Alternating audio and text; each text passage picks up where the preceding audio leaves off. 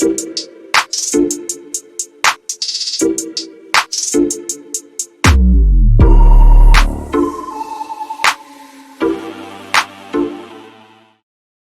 everyone, Dr. Kimball here. Listen, I'm just about to hop into a surgery, and I just want to tell you a little bit about this case that I'm going to be doing right now. So this is a 53-year-old gentleman. He's a police officer.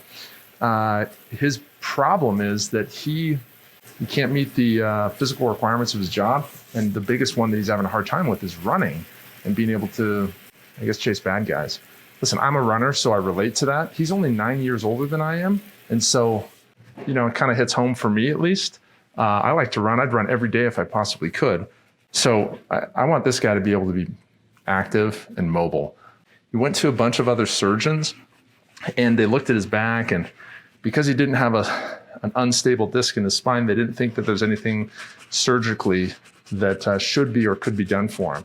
I spent a lot of time going over his symptoms, and he really met perfectly the criteria that someone that has a discogenic problem or disc-related back pain has, which is basically if he stands in one place for too long, he really gets a lot of pain. If he's sitting for a long period of time, that exacerbates his pain. Additionally, he started to develop some symptoms down his right leg, so he's got a disc herniation. We're going to fix that today as well. I'll give you an update when we're done.